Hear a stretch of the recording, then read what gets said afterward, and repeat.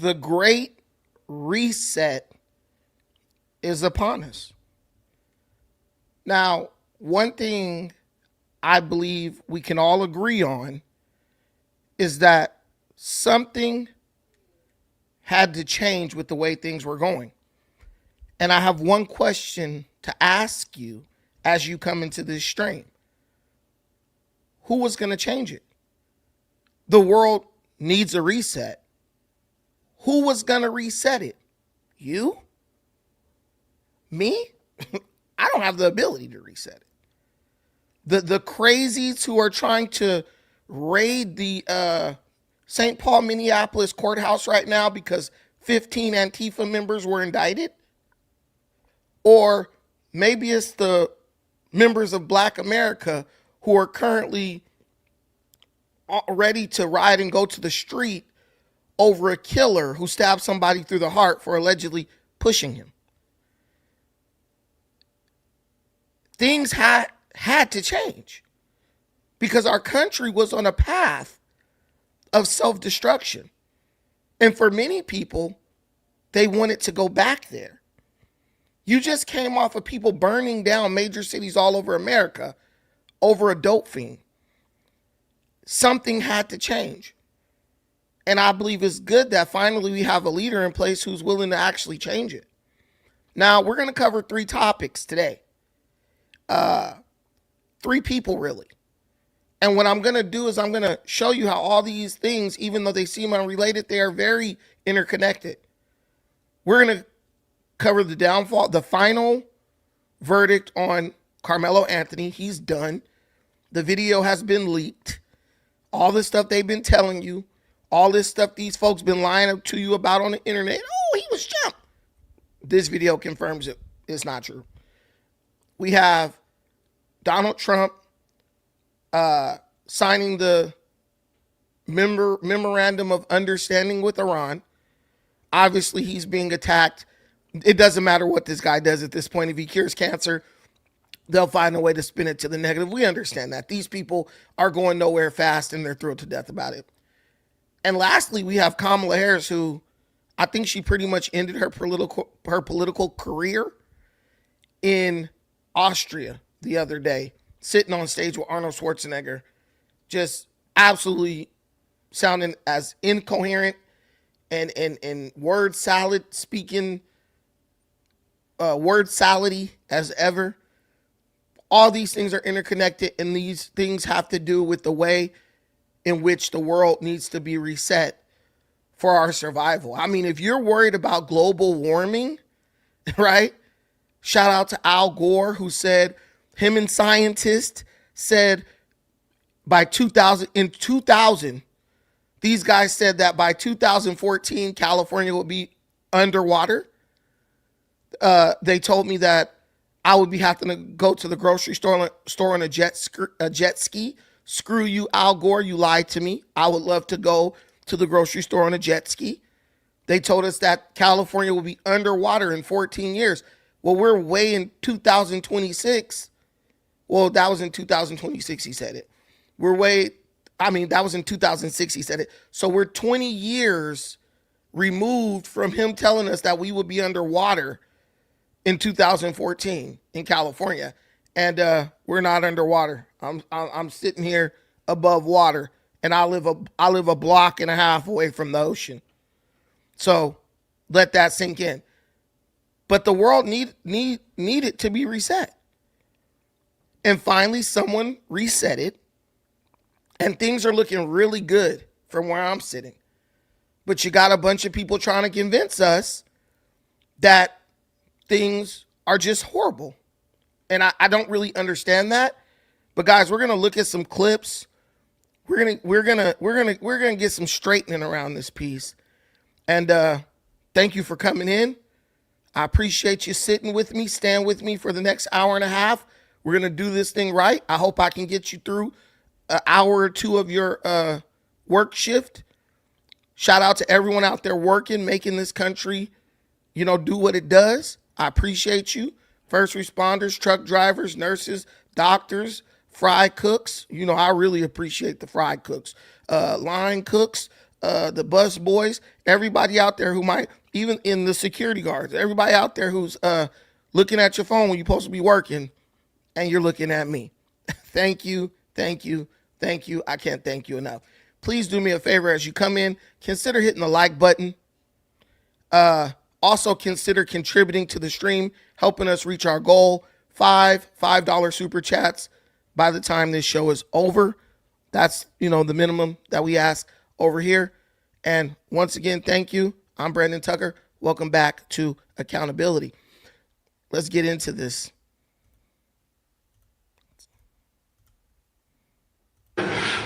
On Sunday, we reached an agreement with Iran that achieves everything we set out to accomplish, everything and much more. Ending the current conflict, reopening the Strait of Hormuz, and preventing Iran from ever obtaining a nuclear weapon. That's what it was all about. That was about 99%. Iran cannot have a nuclear weapon. They can't develop it, buy it. They can never have a nuclear weapon. At the same time, with this announcement, or close to it, as people started to think it was going to happen when Iran was making some very positive statements, the stock market has surged to record highs, picking up thousands of points over the last short period of time, thousands of points. And oil is dropping like it has never dropped before, at levels that went in numbers, down $7, down $8. They've never seen anything like that. But if we didn't do this deal, we could have dropped more bombs for another 3 weeks, 2 weeks, 4 weeks, 2 years. You would never have the Hormuz Strait open. You would never have success. Your market would have, instead of going up at levels that nobody's ever seen before, would go down at levels that nobody ever saw before, maybe except for 1929 or whatever. And all the tough guys don't realize that this wasn't a 3-month deal. This was years in the making. You know why? Because I was the one that killed General Soleimani. It's just after 1 o'clock in the morning here in Switzerland. And so I want to just talk about that. Like, when you listen to Donald Trump talk about things, a lot of people lack comprehension. They can understand things within 30-second or 10-second clips, and our society has been programmed and trained on that by TikTok, social media, shorts, reels, and all that. But you really have to understand what the president is saying there. When he says the strait would have never been open, that means the United States would have continued to block the Strait of Hormuz. I asked AI, is it possible for the United States to block the Strait of Hormuz? How long could the United States block the Strait of Hormuz? They said the United States could effectively block the Strait of Hormuz on its current budget. If this budget is renewed every year, $800 billion a year, they could block the Strait of Hormuz for 400 years. Go look it up, do the research. The United States, with its current military budget, using 10% of its Navy, could effectively block the Strait of Hormuz for 400 years. Using 10% of its Navy. 1 to 2 aircraft carriers, the landing boats, the LPHs, and the LPDs. So it would have never been open because Trump would have never opened it.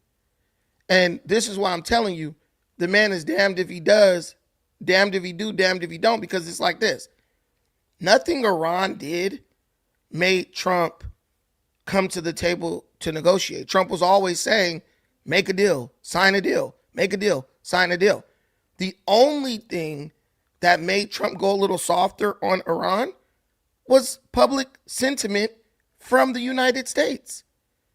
Oh, think about the children. Go easy on Iran. Why are you bombing them? Think about the carnage and the bloodshed. So bro backs off a bit. Iran comes out, decides that they want to play ball. And now the same people who were telling Trump to take it easy on Iran and don't go to war are now trying to criticize him, saying he didn't go hard enough on Iran. You're just damned if you do, damned if you don't. That's the way it is. No one can tell you No one can explain to you how the United States lost in Iran. No one can explain it to you. They can say it, but these are just not serious people, right? Understand that. From what I read on the agreement, Iran has agreed to get rid of its nuclear weapons ambition. I don't know about you, but I've been here for the whole time. I thought that was the whole goal. That's what I thought. Guys, I see you guys in the comments. You're a fool, but you can't. Yesterday, I issued a challenge here. I said I would give the person $100 who could come up here and explain to me how the United States, if they actually work out a deal and it's signed, how they don't have mission accomplished. No one took the offer. Trump bombed the shit out of Iran, destroyed everything, killed a bunch of their leaders, killed Soleimani, killed the guy who they look at as the Pope, Khomeini. And what did they do? They signed a memorandum of understanding and are now going to go to the table to negotiate. And according to what I read, everything is contingent on whether or not they follow the statutes of the agreement that they're going to sign on the 19th of June. I don't see how that's not a victory. I don't see how that's not a win. If, like I said before, if Iran was winning or won, see, here's the thing with me. If Iran has their way, they would be allowed to do everything they were doing. They would still be enriching uranium and they would have a nuclear weapon in a couple of months or weeks. They're not doing that anymore. If you win, you get to do what you want to do. If you lose, you have to do what the other person wants you to do. Now, if you compromise and negotiate, right, which is another form of battle, in my opinion, you can negotiate to be allowed to continue to do what you want to do. Iran has agreed to give up what they want to do just to get to the negotiating table. No, you're an idiot. Uranium does take weeks. This guy's dumb. Anyway, so this is the whole thing. So I'm just trying to figure it out. But I realize, and I have to remind myself, Brandon, these people will continue to lie to themselves just because TDS is real and is taking over. I don't have TDS. I want the country to be successful. Therefore, I want our president to be successful. Hell, I want the guy selling pretzels at the fair to be successful because I know that in some way contributes to the success of our country. The first thing you have to ask yourself when you root against President Trump, you beg him for mercy on Iran. He gives them Iran mercy. Then you criticize him for giving Iran mercy. When you do that, you have to ask yourself, why do I hate America? And what has America done to me to make me hate it? That's the only question there is to ask. Switzerland and in France, where President Trump is still at this dinner with the Macrons. Earlier today, he told me about this memorandum of understanding that he didn't know if it was the kind of document that he should be signing, but they did. He did sign a physical copy of it, and we were told, or we have been told, that there is some kind of a photo that exists. So we will see that at some point, and he will be surrounded by the gilded touches of Versailles, which President Trump was very excited to see because it is not just gold leaf there. He says it is the real thing.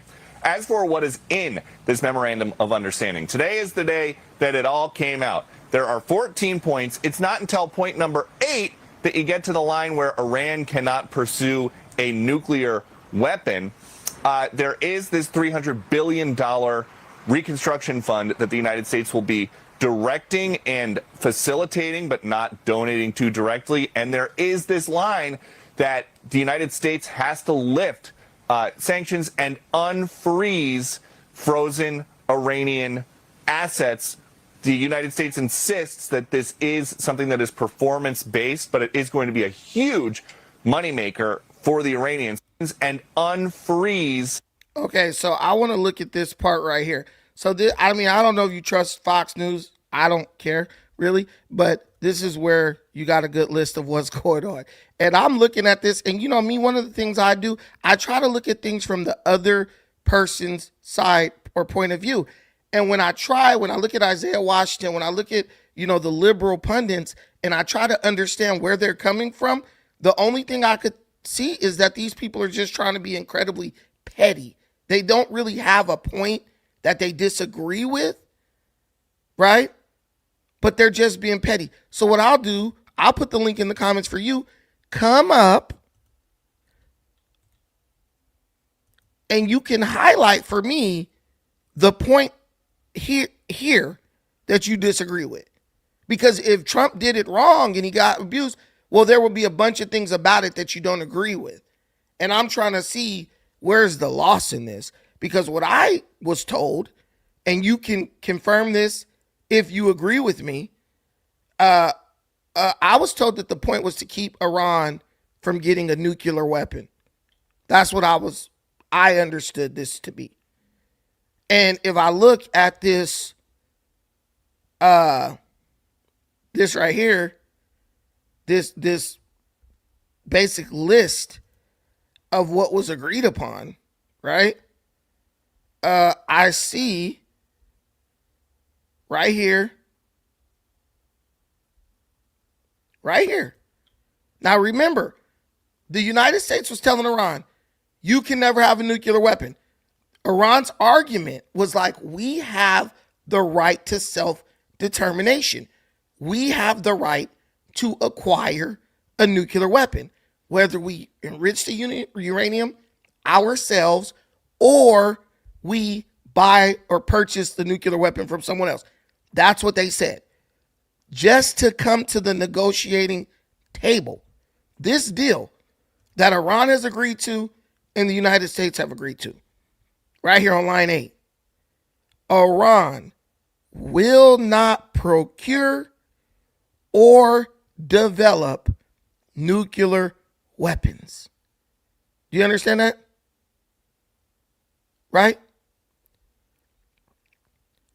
All this revolves around that one thing. This is why they had sanctions in the first place. This is why the United States and Iran have been beefing for years. Because no president, right, was bold enough to put pressure on Iran to force them to agree to that one line right there. Iran will not procure or develop nuclear weapons. You had a 40-plus year standoff with this country, lost thousands of American troops to this country because no president had the balls to bomb these people into submission to where they would sign an agreement that they wouldn't do this. And there it is right there. Like I said, if they actually sign this memorandum and then follow through with everything in it, that's mission accomplished. But in my opinion, from the first day the bombing started, well, maybe from the second week of bombing, Donald Trump has been saying, yo, sign the deal. Come to the table, negotiate. Let's make a deal. He's always offered them the opening. But what I believe, and I'll get into this now, I don't believe it matters whether they sign this or not. I believe Iran, the current regime in Iran, I believe Iran is done because I know my country and I know how Israel does things. And I know that the nations around Iran that Iran bombed in retaliation for being bombed by the United States, I know Muslims don't forgive and forget. That's not a part of their religion. I believe, and you can, if you agree with me, it is my belief that this is the beginning of the end for the regime that currently runs Iran. I believe that the agreement to never procure a nuclear weapon is a sign of weakness. I believe hardliners will abandon that regime and become insurgents. I believe that the people of Iran, for the first time, see a little glimmer of hope where they might be able to gain some autonomy and get rid of that government. And I also believe that the countries around Iran, the other Muslim countries, I believe that they see blood in the water. I believe they will enter Iran under the guise of economic investment, and they will do what we do best. What was it? Economic Hitman? Have you guys ever read that book? Let's be real. Have you ever read Economic Hitman? If you read that book, the man who wrote that book outlines exactly how these types of deals lead to total regime change and takeover of a country by outside entities, outside interests. These countries, there's countries all over where this has happened. I believe the UAE is one of them. I believe Singapore is one of them. I believe Tokyo. I believe not Tokyo. I believe uh countries like Luxembourg, stuff like that.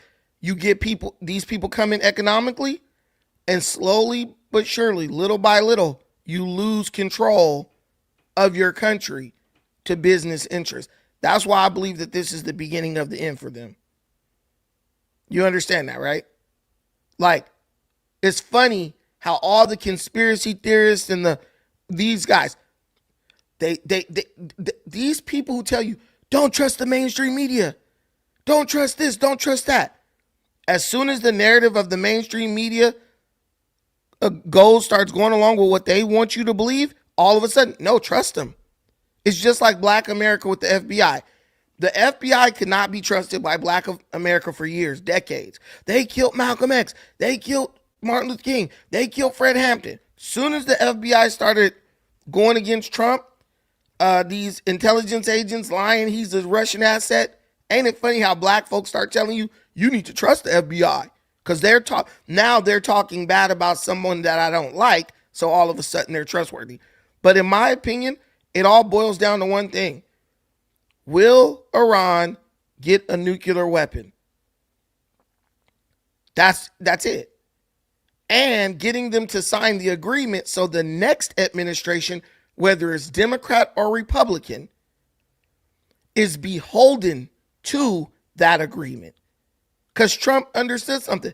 I could bomb them and make them submit today, but if I don't get them to sign an agreement saying they won't do it, the next administration will allow them to get the weapon so that they can use Iran as the boogeyman to force Americans to vote for more war, more conflict, more violence over the next several years. And if you believe that America was being controlled by Israel, and this is for my real thinkers right here, this ain't for the dummies, right? If you truly believe America was being controlled by Israel, you would want this memorandum to be signed. You would want this deal to be made. Because if we make a deal with Iran, Israel can't drag us into conflict with Iran anymore. See, this is where you can see that there are holes in these people's argument and there's fallacy in their reasoning. You would want America to sign an agreement with Iran. You would want America to open up a channel for a working relationship with Iran. That would mean that Israel would no longer be able to use Iran as an excuse to commit atrocities, right? See, this is why they say Trump is playing 5D chess and y'all over here playing tiddlywinks. Because you keep talking about Israel's controlling the United States. Israel doesn't want the United States to enter into these negotiations with Iran. Israel wants the United States to finish the job, right? That's what they finish the job. But Trump said, no, we're going to negotiate. Clearly, this is what the American people want. Now we're going to start moving towards Iran becoming a productive member of the global community. That's the worst case scenario for Israel. So if you don't like Israel and think Israel is manipulating shit, wouldn't you want what Trump is trying to do to happen? See, this is all I'm saying. This is all I'm saying. That's why I keep trying to tell you guys, the people who you think agree with you, they hate you. The people who have this negative perspective, these people are miserable people. And that's even what Trump has said. These are just hateful people. These are people who don't want to do the work necessary to get the things they want, and they want to blame, they want to find someone to blame.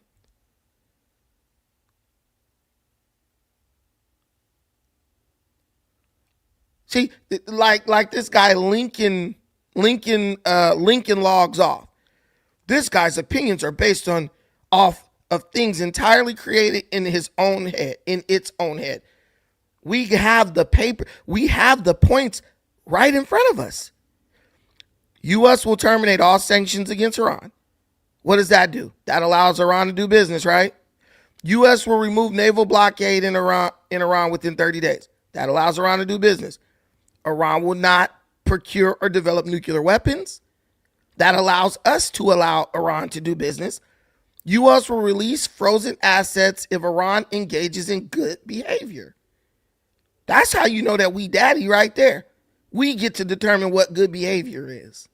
Like when you go to jail and they say, oh, you're going to get 3 years off for good behavior. That's because they daddy. They in control. U.S. and Iran agree executive mechanism will be established to monitor successful implementation of MOU.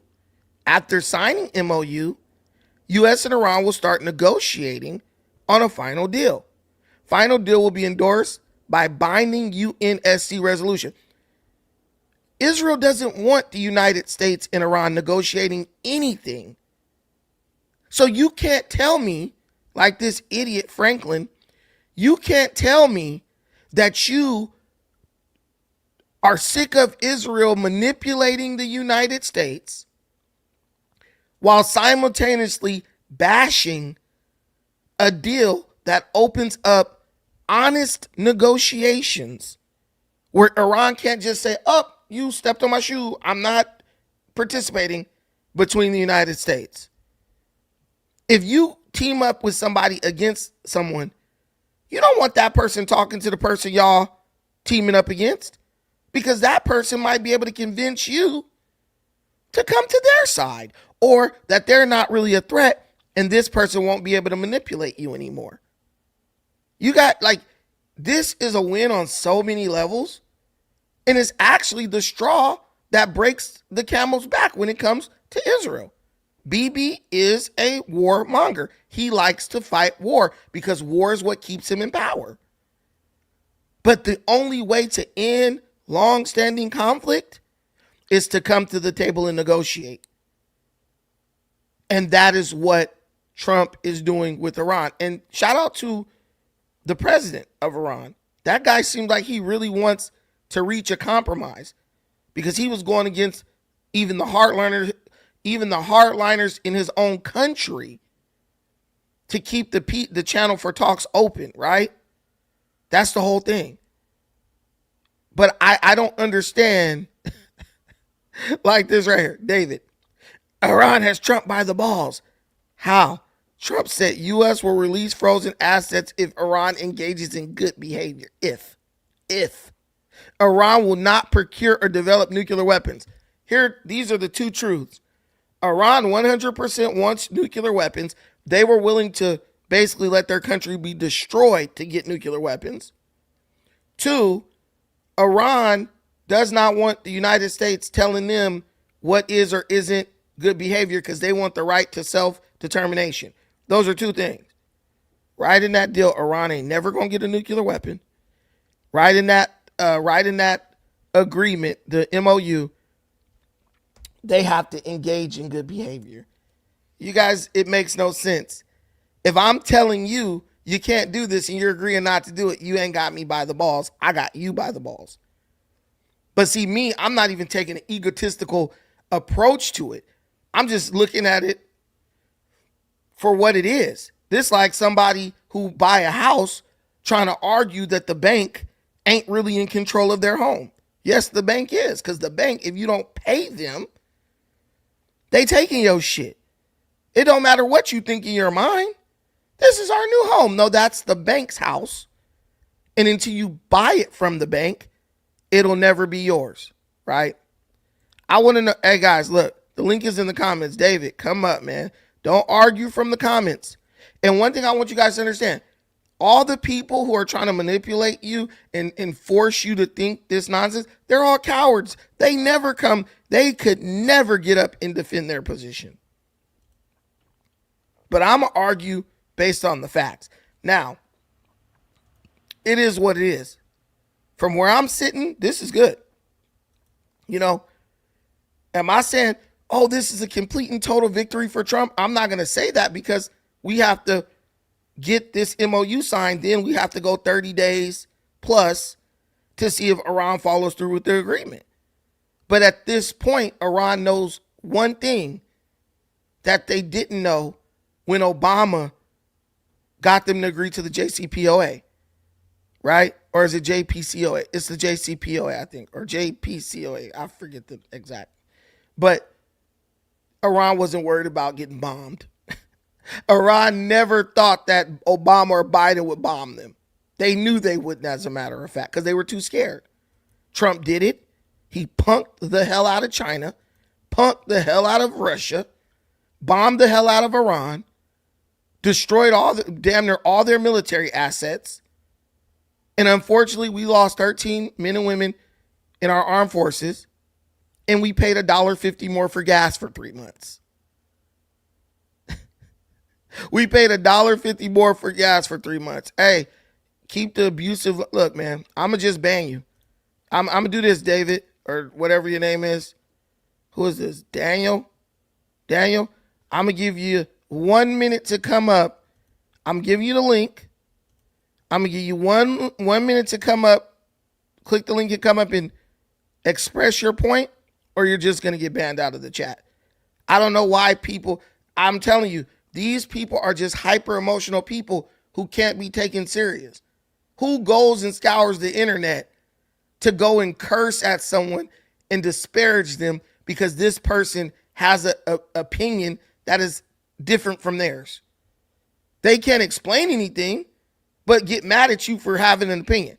You're a dumbass. You're this. Well, explain to me so the audience could know why they shouldn't listen to me. But the reality is, guys, these people are idiots, man. These are the type of people who think grown-ass men should be going in the bathroom with little girls and women. These are the type of people who think a woman can go in a boxing ring and fight with a man and it's a fair fight. Everything the left stands for is pure lunacy. These people think, and this is where we get into the situation with the Great Reset. Perfect timing. Listen, look at the people who hate this deal. Look at the people who want to fight and be against Trump. Don't even look at them. Just look at the things that they support. And this is why I'm telling you, the world needed a reset.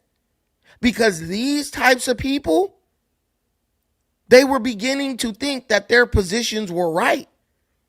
And we are slowly unwinding, unraveling this web of lies that they have created. And they're like the devil. The Bible says the devil is walking around like a roaring lion, seeking to devour someone. These people will destroy their own children.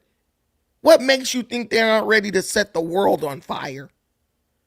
These people are voting in Maine for a Nazi after they were just calling all of us Nazis because we didn't agree with them. Now they're saying being a Nazi doesn't really matter as long as your name is Graham Plattner and you're on our side. Guys, let's be real. The more you look at these people, the more everything they've said is turning out to be a lie. The more their corruption and villainous, murderous mindset is being revealed. And one of the main ways it's being revealed is looking at their support for this thug, this absolute thug, Karmelo Anthony, who killed this boy,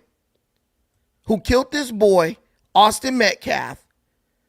And these people are so morally bankrupt that they are defending the murderer who admitted, I killed him because he put his hands on me. This boy didn't say they were jumping me. He didn't say I was in fear for my life. He said, yeah, I did it and I killed him because he put his hands on me. And these people are supporting and defending this. But their days are over. They know their time is up. Because the real Americans, the salt of the earth, the people who make this country work, are rising up against them. And they don't like it because they're too weak. Guys, did you know, and not to get off track, did you know that LGBTQ pride events all over the country are bankrupt? And I have absolutely nothing against the LGBTQ. But the LGBTQ are no longer supporting pride events because of the corruption, the immorality, the debauchery, and the sadistic nature of it. LGBTQ people are rejecting pride because they're like, I'm gay, but this right here I'm not cool with. That's crazy, right? Because at the end of the day, whether you're blue, black, green, gay, straight, whatever, you can look at something and know that it's evil. And I'm telling you, the left, they are evil. Just look at the things that they support and defend. They are evil. And I hate to call another human being evil, but you got to call it out because you got to warn people not to get close to it. Hold up. Let me put this right here. For all the people out there that's saying, Karmelo Anthony got jumped. Karmelo Anthony got jumped. He was robbed. 14 people jumped him and stomped him out. It was 4 people doing this to him. They gave him a wet willy. They put fingers in his ear. They licked him on the neck like this. For all the people that's spreading his lie. Y'all all said, y'all saw the video, he got jumped. Let's take a listen to Dominique Alexander, his advocate. I can tell you I did see the video at Frisco ISD. And the video that at Frisco ISD, it's not like you can sit there and look at the pimple on someone's face, but you can identify what's there, right, in front of you. And so what has been described to me, is like, no, you could at least kind of know and count how many people right there. You can count how many bodies, but we can't see, like, faces. You know what I mean? Like, we could see, like, okay, somebody sit right there, somebody sit right there, but we couldn't see, like, Karmelo in Austin's face, or, you know what I mean? It just was like... Look, you don't need to be able to see faces because you liars, her included, said that the boy got jumped by 4 to 5 bigger boys and they were beating on him. It don't matter how grainy the video is. You can see 4 to 5 bodies move towards one body and start engaging in physical contact with that body. That wasn't there. It doesn't matter if you can't see the bodies. It doesn't matter if you can see the bodies. We want to see the face. Well, we already know who was in whose face. Austin Metcalf was in Karmelo Anthony's face. According to Karmelo, Austin Metcalf, if he was still alive, and everybody who was a witness. That's not, we don't need to know. We already know that. We need to know if the lie that these black folks been perpetuating for the past year and a half is actually true. And the video is showing us that it is not true. Kids there. Mm-hmm. Some people were saying that they were able to see him getting jumped. I couldn't see that. So I was wondering if you guys saw something different. No, it's not, I didn't see that with that video. No. Wow. I didn't see him getting jumped. You know what I mean? Like I saw movement over there. I saw that there was multiple people around him, but I didn't see, he was getting, you know what I mean? Like the alter. Right. Just spit it out. Karmelo's own lying ass advocate is now telling us, I saw the video. I did not see him getting jumped. Do you realize that was 99.9% of Black America's argument? They were racist. They was jumping on him. He's only 160 pounds. They over 200 pounds. They was on steroids. They bodybuilders. They do jujitsu. Right there. I want you to take what you see here, and I want you to apply it to every situation in which you engage with the left. These people are liars. They will knowingly lie in order to manipulate you over to their side. And then you become a liar too. You become an unwitting accomplice. And the minute you get exposed and ruin your life behind their lies, they're going to abandon you. They're going to abandon you. There's this guy, I don't know if you guys know him. His name is Grandmaster Jay. He ran this group called the NFC Coalition, stands for Not Effing Around Coalition. And it was a bunch of black people, and they would get guns and they would march into cities in the South with their guns like a militia, right? They were like, Grandmaster Jay is the man. He's the new leader of the black community, all this stuff. You had all these women on his coattails. Oh, Grandmaster Jay, Grandmaster Jay. Look. He was leading this militia, so-called. One day, he was in a town, and there were FBI agents on the roof of a building because they're looking and paying attention to what he's doing. And he had a scope, a magnifying scope on top of his assault rifle. This man lifted the gun up to look through the scope to see the agents on the building. Now, obviously, if you're looking through the scope, your gun is pointed at the general direction of those agents if you're looking at them through the scope. I believe this man was sentenced to like 20 years in federal prison. You know what these people who were his loyal supporters did? They did nothing. They abandoned his ass in federal prison, and they just dispersed and went to go pursue some other crazy, dishonest effort. I just was talking to one of them the other day.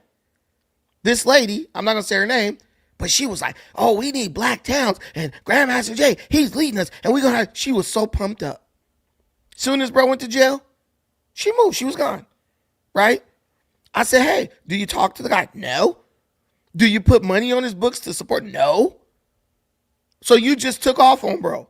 All that bullshit you was talking about him being the leader and he's so smart and wise and spiritual, that just went out the window.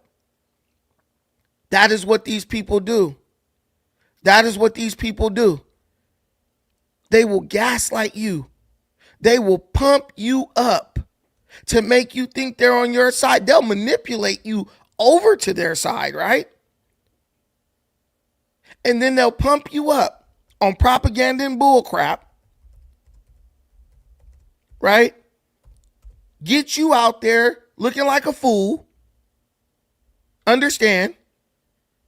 And then the minute the fuzz, the heat, the 12 come, and you get arrested or go to jail behind the mess that they brought you into, they're going to abandon you. They're going to abandon you. You cannot trust these leftists. You can't. You cannot trust them. Like we've been saying for years, this is not a real united front. This is a bunch of fragmented a coalition of fragmented groups who have united under their hatred for Trump. And in 2 years, when Trump is gone, they will begin to fight each other, which they are already fighting against each other. Let's be real. If you guys don't know what I'm talking about when I talk about the NFAC, it's these ignorant fools. And I had a chance to talk to this guy. And I told this guy, I said, this is him. That's him right there. Y'all do the same thing right here and back these motherfuckers up. Out the trenches like I'm Rambo. My heart cold, I'm cutting ties, they call me. These guys were so tough. They walking into cities gun armed. What's the point of having all these guns if the FBI could walk right in the middle of all y'all, take your leader, put him in handcuffs, and give him 20 years in prison? You look like a fool. So when I get on this internet and I'm talking to y'all about this stuff and telling you, guys, don't follow that. Don't believe that, right? I'm telling you from experience, I've watched too many people go down behind the lies of the left and the con artists, grifters, and swindlers in the black community who secretly covert work for the left. This was all the left right here. This was just another Antifa type situation in the making. Ray said it best, paper tiger. They leader is now sitting in prison. They at home, going to work their job for the white man. Why bro goes to jail? Plays stupid games, wins stupid prizes. This is the same thing I'm telling you with all this mess. See, let me tell you something. Black folks, and I want all groups of people, use black people as a cautionary tale to show you what you should never do, to show you what not to do when it comes to your political fight. Black folks think that somebody deserves to die for pushing somebody. Can you really take these people serious? Leftist, liberal black people believe that if someone push you, you deserve to die. And then they'll say, nah, it's just the white boy. Yeah, it's racism. No, because black folks been killing each other over stepping on their shoe. Black folks will kill somebody for stepping on their shoe. I remember when I was young, dudes was getting killed over Raider jackets. We will kill someone over them wearing a certain color that we don't like. And you want me to believe that black folks only believe Austin Metcalf deserved to die for pushing Carmelo Anthony? No, the reality is there are people within the black community, far too many people, I would say the majority, who believe that savagery, viciousness, and murderous intent is totally acceptable and normalized. Go look at the way we did each other in Africa during slavery. You had African kings selling their own mamas into slavery. And black people want you to think that the way we're behaving is just a product or a response to racism. That ain't what it is. We have a high capacity for violence, as do other groups. But the other groups' desire for prosperity outweighs their high capacity or potential for violence. They say, well, we could kill and wipe them out to the last man, but we would rather sell them stuff and make a profit off of selling them things. That's what other races have learned. If we kill them, we can't sell them nothing. And if we can't sell them nothing, we don't make money. But too many in the black community ain't got shit, ain't never had shit, don't want shit, so they have nothing that outweighs their bloodlust. They perfectly fine sitting on the couch, watching Don't Be a Menace, smoking cigarettes, weed, crack, and old English by day, and then going out by night, murdering each other in the street, recording on phones, laughing about it, and screaming and joking about it. That's what it is. Our community hasn't replaced bloodlust for the desire for prosperity, for the pursuit of prosperity. And that's what you have right here. This boy, Karmelo Anthony, who could have went to the NFL, because I think he was even being recruited, right?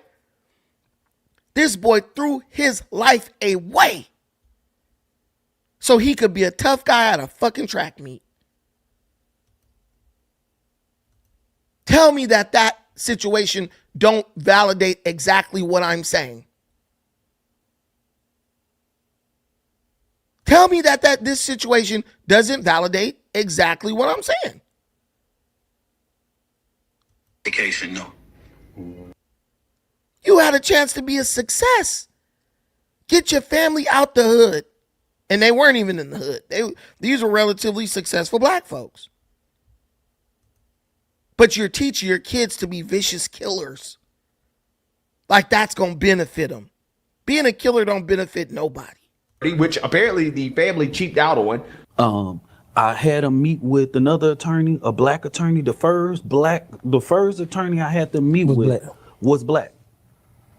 Rain asked me what the price that black attorney was. Charge? $500,000. $500,000. They weren't talking until they gave him $200,000. What the white man say? 75. 75,000? Yeah. And so my thing was, is like, They're trying to convince. So look, let's look at this. So they claim they went to a black attorney to get some money, right? I mean, to get some legal representation. The black attorney wanted $500,000. Well, obviously, the black attorney knew how much money y'all collected through GoFundMe. So they hit you up and was like, we want a nice fat chunk of that GoFundMe money. You went to the white attorney, he said $75,000. Y'all went with the white person, why? Because I'm sorry, if it's my son, if I give you $500,000, what can you guarantee me? And you'll have the money. But they went with the $75,000 because they get to spend most of the money on bullshit. And then from what I learned, that white attorney ended up working for free. And your ass got a free pro bono quality of criminal defense. Oh, they wanted $500,000. You telling me every black attorney in Frisco, Texas wanted $500,000? It's a lie. You could even brought an attorney from another part of Texas, and they probably took $100,000 to $200,000. An attorney in Frisco, Texas makes $113,000 a year. They went with the white boy because he was the cheapest. Let's be real. And then I think he ended up being free. And they got that level of criminal defense. Case, and Sarah Fields, who is an influencer, is claiming that she saw the tape that everybody else is claiming to see that kind of says something different about what we heard in the courtroom.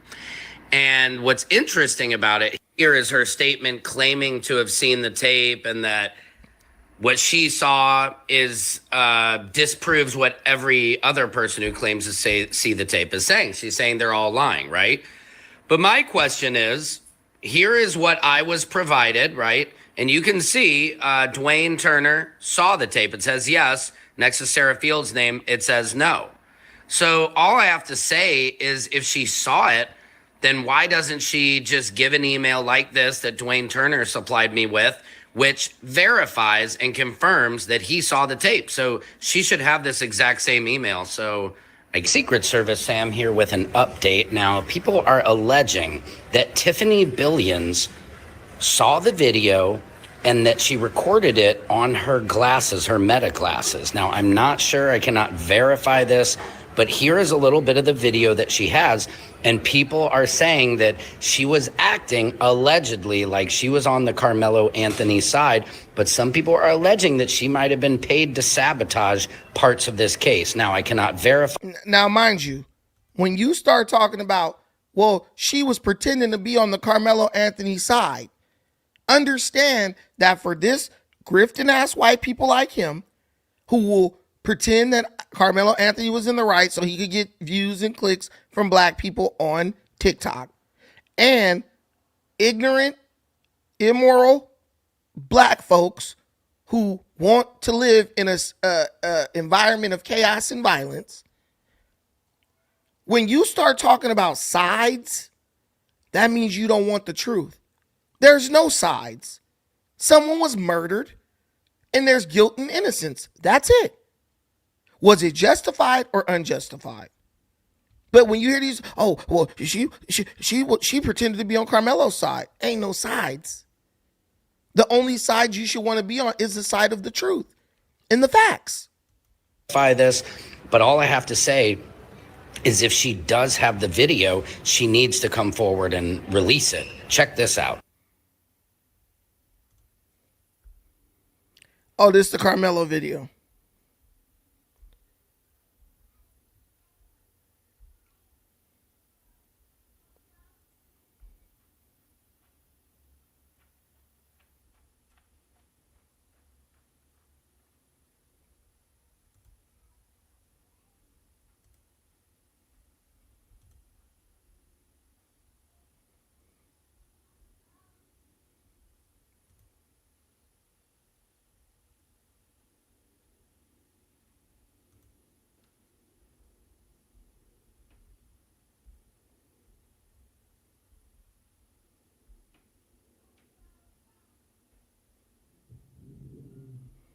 Yeah, you really can't make out shit in this video from what I'm seeing.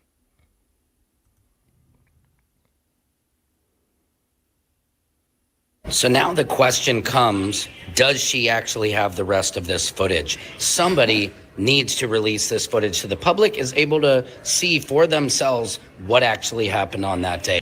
Okay, so you saw the video, family, and you saw somebody come through this hard. It's extremely hard to make out what's going on, but if she was able to get in there and see that much of that video, then that means that other people can get in there and see it too. I'm just hoping that they can get that video evidence before they destroy it, because they already took the video and manipulated it for the court. That's what they did. They took the video and manipulated it for the court. They got scenes in the video that's timestamps missing from the video. And then and what I want you to understand, there is a network of grifters that black people know are grifters. They're aware these people are grifters. People like Willie D, Tariq Nasheed. Black people know these people are dishonest. They know these people will get on the internet and blatantly lie to perpetuate a narrative. Black people still listen to them, still follow them, and hang on every word. This boy talking about they manipulated the footage. Well, Willie D, prove it to us. Pull it up, show us. This boy saying he ain't never even seen the footage. God, this is so freaking annoying. This grown ass black raccoon just made it clear he never saw the footage. But if you never saw the footage, Willie, how are you gonna know that the footage has been manipulated? I want you to think about that. This man just said someone needs to get that footage so the public can see it. But then says 1 minute later that the footage was manipulated. Listen. Okay, so you saw the video, family, and you saw somebody come through this hard. It's extremely hard to make out what's going on, but if she was able to get in there and see that much of that video, then that means that other people can get in there and see it too. I'm just hoping that they can get that video evidence before they destroy it, because they already took the video and manipulated it for the court. How do you know that when you never saw the video? How does this man who built a career disparaging black women, calling them bees and hoes, and degrading them on record, how does this man, without ever seeing the footage himself, come to the determination that the footage was manipulated before it was shown to the court? And this guy got 1 million subscribers and they all black. That's what they did. They took the video and manipulated it for the court. They got scenes in the video that's timestamps missing from the video. That's actually missing, but the timestamp got chopped up. Now, y'all know when they play those chopped up games, they're trying to conceal something. They don't want us to see something. How do you know? That's what that's about. That is what I want all y'all out there to do, the people that hate Carmelo Anthony. But you love justice. You got to pick a side. Look what he said. The people who hate Carmelo Anthony, but you love justice. You got to pick a side. So we got to choose between injustice, right? Or justice. Injustice meaning Carmelo walks on murdering somebody. Or justice, which means he take his ass to jail for killing somebody at a high school track meet. The more these people talk, the more they reveal to you how evil they are and how opposed to, like, these people love lawlessness. You remember in the Bible when Jesus was in front of the Pharisees and he said, "You workers of lawlessness." When you first read that as a kid, you didn't know what the hell that meant. Because during the time you were growing up, we didn't live in a time of lawlessness. But now, isn't it crazy how that word is applicable today? These guys are not only workers of lawlessness, they are lovers of lawlessness. This man, this grown-ass man, about to be 60, just told you got to pick a side. Either you're going to support the criminal, Carmelo Anthony, and what he represents, which is just murderous bloodlust and stupidity, or justice in what it represents, which is truth, transparency, safety, and progress. But I bet you he don't even live in a black neighborhood. I bet you wouldn't catch this fool nowhere near a kid like Carmelo Anthony. See, because all the death and the violence and destruction, that's good enough for you and the peons and the poor people. But for them, they go move in communities right next door to the same white people they calling racist and wave at them every morning. "Hey, how you doing? And in case I don't see you, good evening, good morning, and good night," or whatever. It's all hypocrisy, y'all. This is why the world needs a reset. It needed a reset. You have to pick a side. Either you are for justice. Justice meaning just, right? Either you're for justice or you're not. Y'all know damn well if there's a video that exists of the stabbing and they're not releasing it to the public, it is because they are trying to hide something. They are absolutely trying to hide something. Anytime they have a video and refuse to release the video, they are trying to hide something. Anytime they have a video. And y'all do know you can go and petition the school board and they'll give you the video and you can watch it. The video is free for anyone to watch due to the Freedom of Information Act. All you do is petition the school. They send you a link to watch the video. Many, many, many people have done it. I've never done it because I know he's guilty. He said he was guilty. Once you tell me, yeah, I stabbed him, I'm not alleged, I did it because he put his hands on me, your ass is going to jail. You've admitted it. You didn't come up, this boy, when the police went to go take this boy to jail, he didn't say, hey, they was jumping on me, man. Hey, man, I thought I was going to die. They was on me, they was stomping me out. They was punching me and choking me. He didn't say none of that. I'm telling you, I believe this kid is a sociopath. I believe this kid would have went on to be a serial killer. Serial killers went to high school too, and most of them didn't kill nobody. I believe this boy has something mentally wrong with him. And I also think he might have been under the influence of drugs, but when I looked it up, they don't drug test minors when they are arrested in Texas. There's a lot more going on with this situation than we will ever know. Because the people who are hiding things are Karmelo and his parents. That's what's really going on. Those are the people really hiding things. But they want you to think, oh, the prosecutor and the attorney, and they racist. Ooh, they so racist, you petition them for a court-appointed attorney. Ooh, they so racist, you petition them for a court-appointed attorney again. While you had a pocket full of money. Shout out to my girl, Darlene M, for the $4.99 super chat. I appreciate that. She didn't actually chat anything, but thank you. Guys, we are only 4 more $5 contributions away from hitting our goal today. Let's make it a beautiful Thursday. You guys buy me a coffee. So I'm out of coffee. So you guys will be buying me a bag of coffee because this is actually my coffee from yesterday and there was some left, and I was kind of drinking it, which is horrible, right? I'm down bad. I'm as down bad as Kamala Harris, man. So please contribute to the stream. If you do not have super chat feature enabled on your device, there is also a link to Cash App and a link to PayPal pinned to the top of the stream, of the chat box. So please bless us with a contribution so we could hit our goal. And if you are not in a position to contribute, please do me a favor and just hit that like button so we can get in the algorithm and blow this channel up, because this is a channel that needs to be blown up. Defendant Brian. My name is Brandon. But anyway, Defendant Brian. But anyway, yeah. So there's a lot more to this than we'll ever know, because the mom is hiding things. The dad is hiding things. Karmelo, he's never going to be honest. I mean, look at the soulless look in this kid's eyes, man.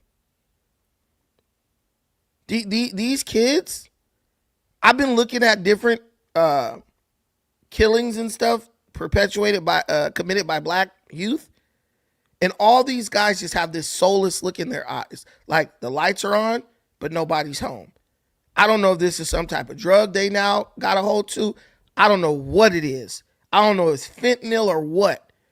But these dudes are looking like straight serial killer sociopaths. And Karmelo got this look in his eyes every time. I made a post on YouTube. I said, why this dude always got this soulless look in his eyes? That's not right. That is, to me, that is not normal. Why do you have a soulless look in your face? Like you just don't care about anything. That to me is troubling. I'm not gonna lie. That to me is seriously disturbing. I'm gonna see if I can show y'all. Look, right here. You can say, black folks, we gonna defend anything. Oh, he had a bad day. Look, 3 pictures. Look, this Karmelo right here. Look at his face. Bro, you is going to jail. You've been arrested for murder. Look at his eyes. Same look. No despair, no remorse in his face. And right here looked like he was high on something. His eyes is glossy, but it looked like he's inebriated. This guy always has this soulless look on his face. There's something going on in this boy's head. And I don't even know if they gave him a psychological evaluation. Let me see. Did Karmelo Anthony undergo a psychological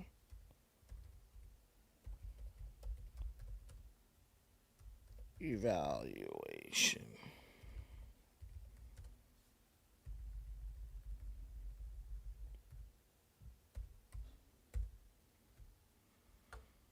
No. No. Wow, look. No, there's no record.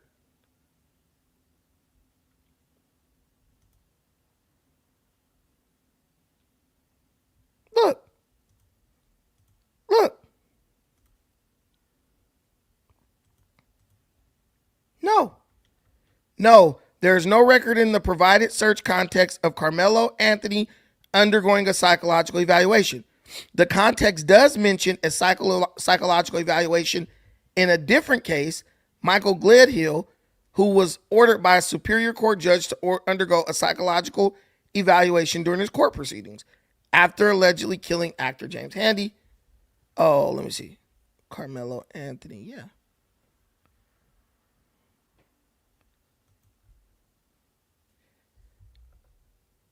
Hold on.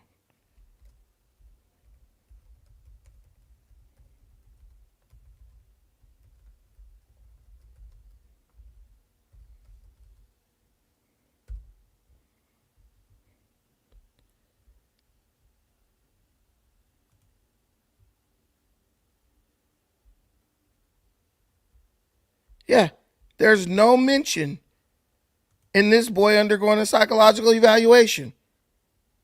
This is crazy. Why? Why?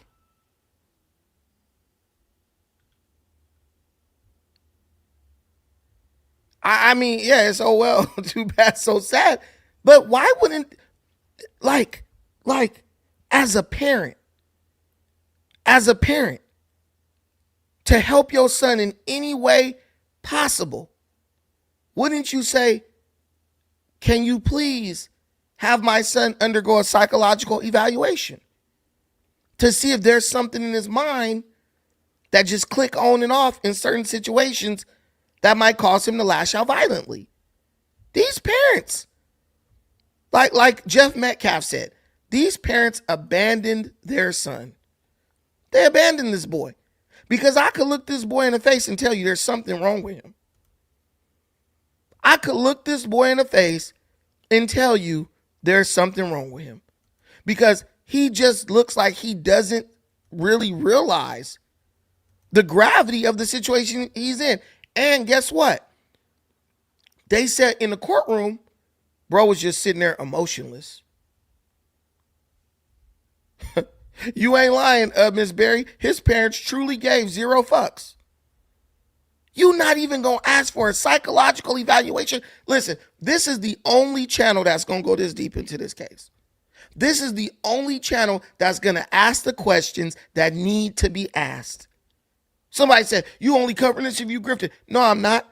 Because this social media world is so based, is so hinged on being the first to report something with no context and no deep dive, right? That's why I like these lives, right?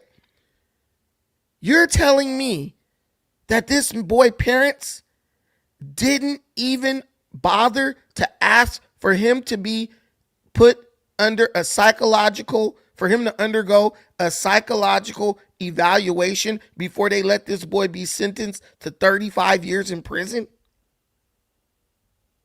That should have been the first thing they did, a drug test and a psych eval. Well, now I know why my son killed him. My son was high on PCP, and I didn't know he was using it. And he wasn't really in control. Or my son has a mental illness, undiagnosed, that caused him to lash out violently. Because I'm just asking you this question. I mean, because you have to understand. Do you understand what is required to drive a 3-inch knife into someone's heart? Do you understand how much effort that requires? I remember one time my uncle, he hit this deer. We was up in Angeles National Forest. We cut that thing up. It was so hard to cut that deer up.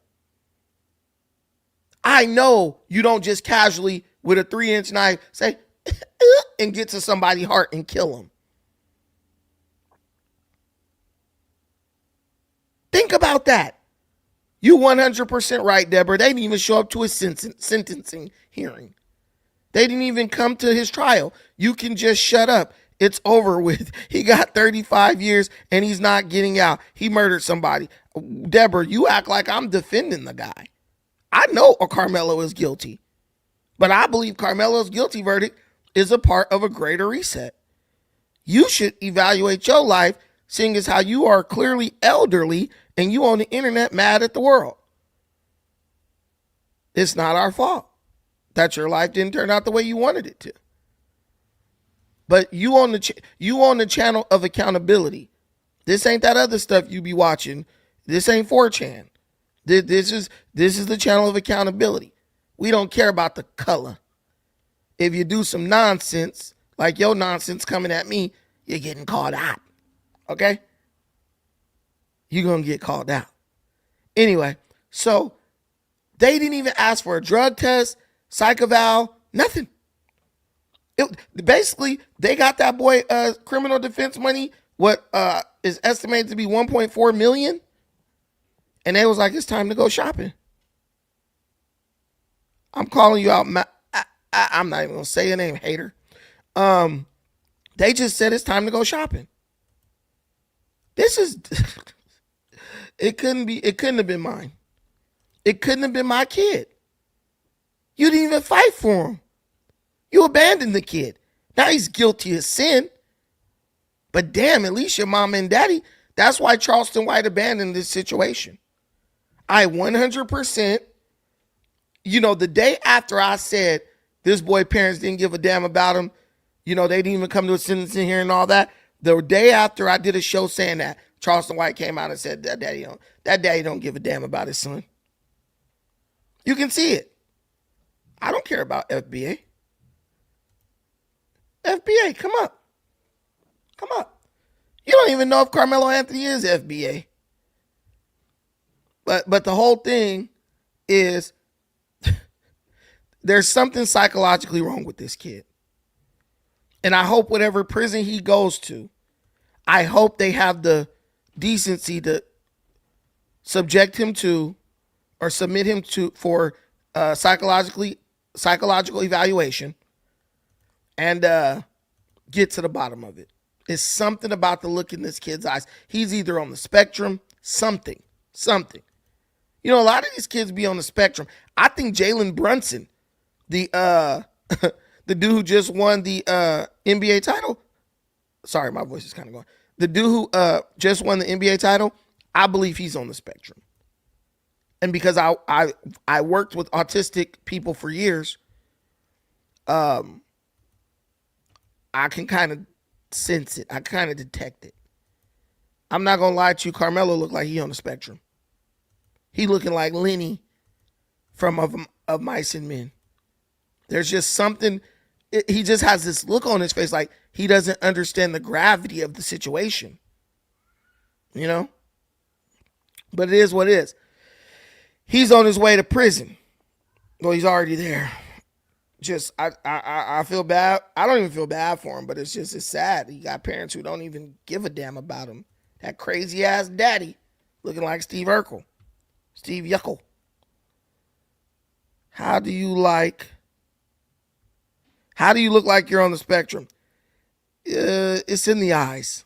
It's in the eyes for me. He is a killer. Brandon, you called him a killer. Did you watch the whole video? Yes or no? No, I didn't watch it. But I know he's a killer because he said he's a killer. He said, I did it. I stabbed him because he put his hands on me. He's a killer. Well, listen, the point here is not, the point that's not being argued is whether or not Karmelo Anthony is a killer. We know he's a killer. What's being argued is whether or not him killing that boy was justified. And based on Karmelo's words, the killing wasn't justified. Do you understand? See? But I'll tell you, a lot of black people teach their kids to be killers. A lot of black people teach their kids to overreact. You look at how black people act when they get called the N-word. Black people believe that they have the right to kill for someone calling them the N-word. If someone calls them the N-word. But to sit up and call other people every word up under the sun and expect to just be able to walk off. Black people think, look at these black women. They go up in the fast food place. You get their order wrong. They crash their car through the damn the front window of the damn fast food place. They go back to the back of the thing. They go behind the counter and start beating up the staff. And if you kill one of them, they be saying you a racist and you the worst thing ever. Ain't it funny how the same group of people who think they had a right to go behind the counter and beat up the staff because their order is wrong and live to tell about it, the same people believe they have the right to do that. They believe that Karmelo had a right to kill Austin Metcalf for allegedly pushing him. Is that not crazy? Goes back to lawlessness. Goes right back to lawlessness, Darlene. Black folks act crazy as hell and live to tell about it, but believe that they should be allowed to murder someone for the slightest offense. It don't add up.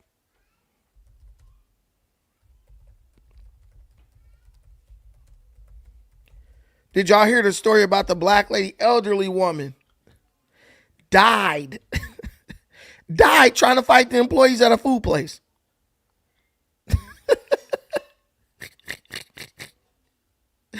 died. Old black lady fighting folks over some fast food mess and died, laid out and died.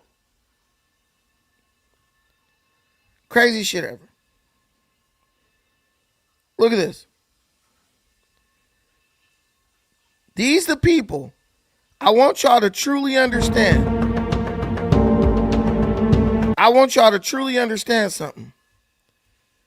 The same people screaming Karmelo is innocent and Austin Metcalf shouldn't have touched him and all that, these the same folks shooting at each other over getting an order wrong. The dispute, look. A Florida McDonald's employee shot at a customer after an argument over their order. The dispute began in the drive-thru when the customer felt their order was incorrect. Chastity Garner threw a drink at the customer, then attempted to walk off. The customer returned and retaliated. Threw a drink at her or whatever. This woman went and got a gun.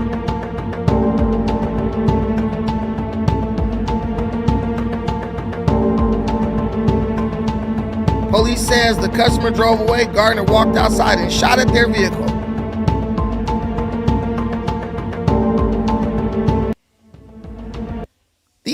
Like, guys, I want you to understand something. It's not nothing like there's no mystery here. Black people believe that they have a right to act, not all, but too many. Black people believe they have a right to act in an animalistic way at the slightest offense. And the black people like me who say you can't be doing that, we're the bad guys. You're the bad guy because you won't let me operate in an animalistic way around you and your family. Why is you don't see no white person working at Wendy's carrying a damn gun? I'm being real with you. This is why when black people get money, you know what the first thing they do? They move away from other black people. You say what you want to. You could say what you want to. That was a black woman at the thing taking the order, a black woman placing the order, and one of the black women went and got a gun and wanted to murder the other black woman over throwing a dead. She threw a cup of juice at them first. And then when they threw the cup of juice back at her, she went and got a gun. This is Karmelo Anthony. The exact situation. Y'all did equal dirt. You threw a cup of juice at them, they threw a cup of juice at you. But one of them wanted to take it a step further. That situation took her to the point where she was ready to kill.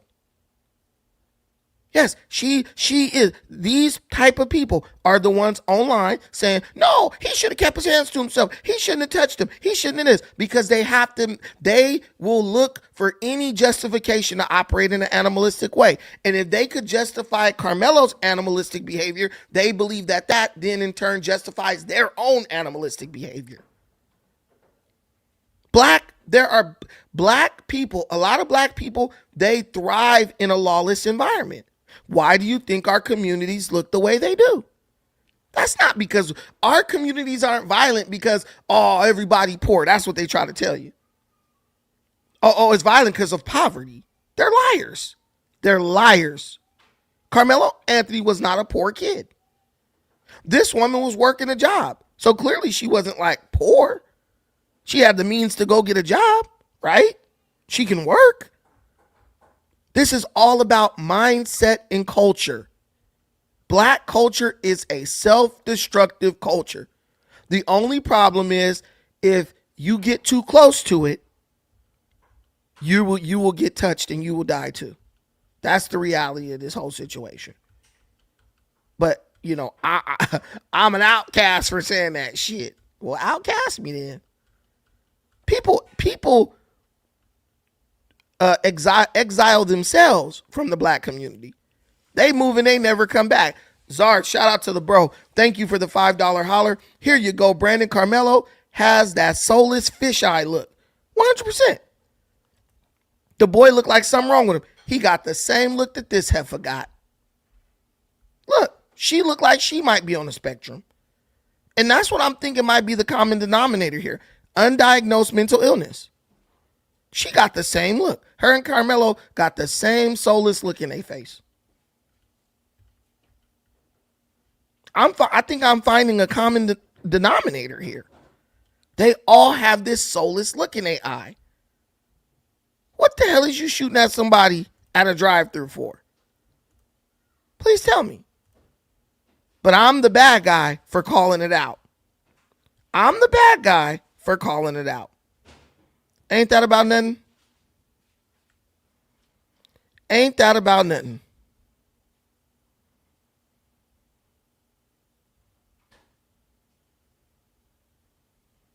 Damn, somebody threw a Chipotle bowl. This is a mess. And it's every week. What about this? What about the lady who died?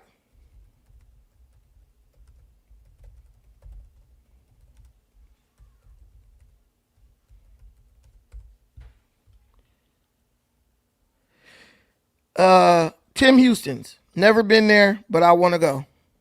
This old black lady, she dropped dead.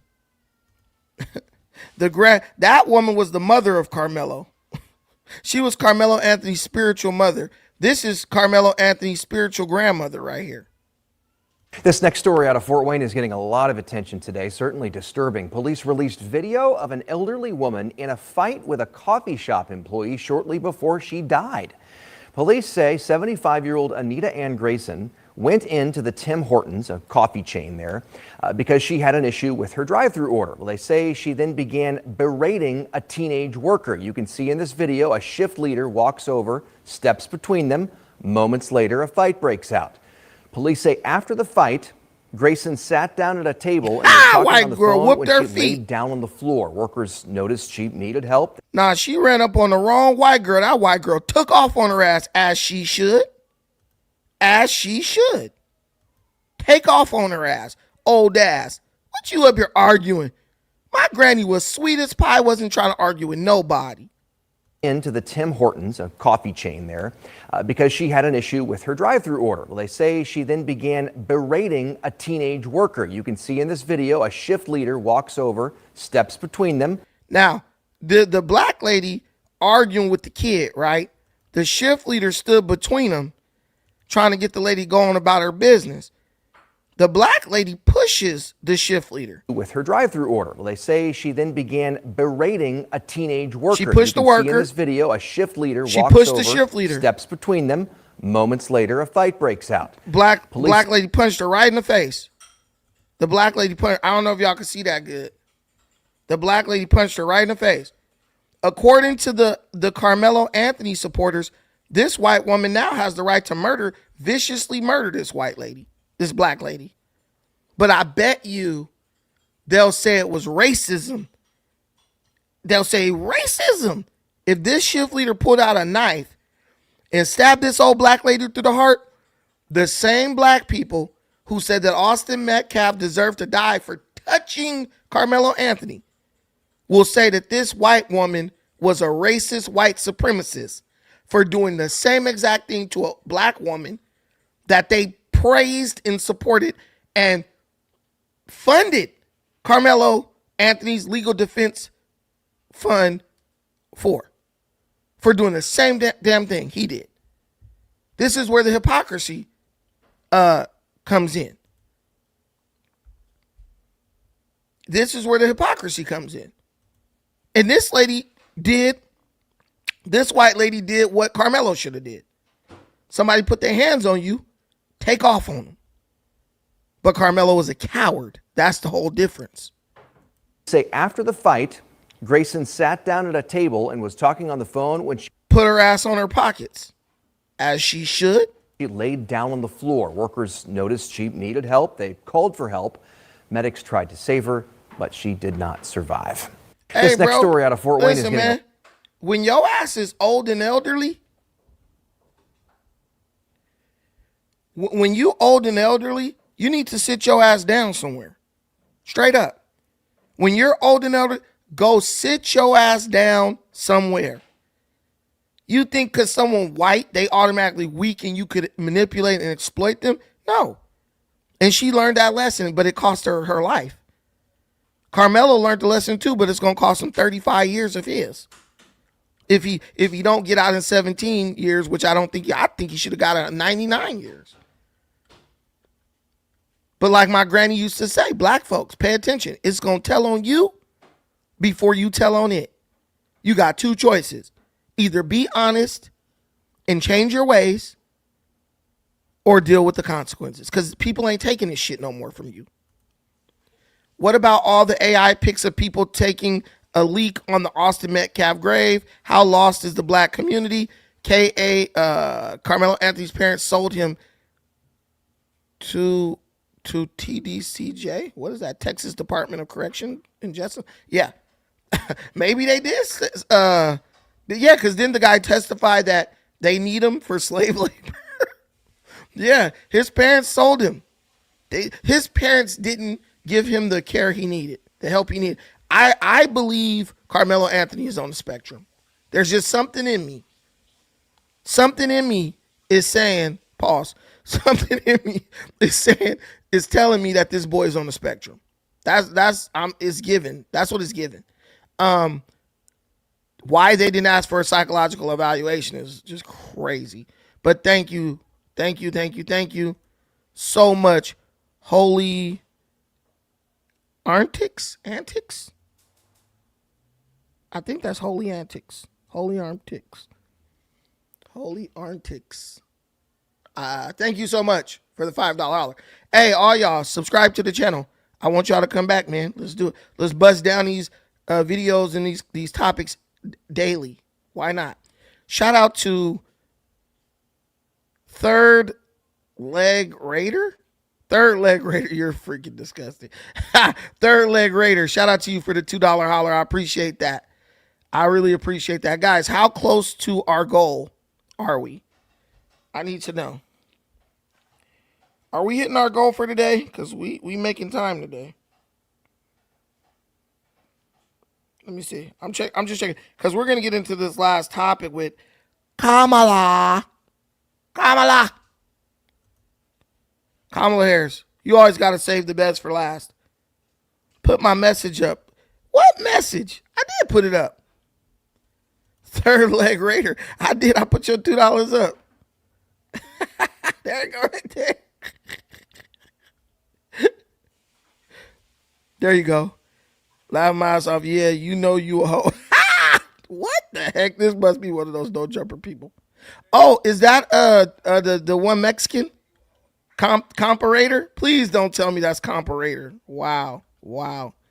He's a thug, a degenerate from LA over here. He be on no jumper. Keep your BS prayers. What the Kamala?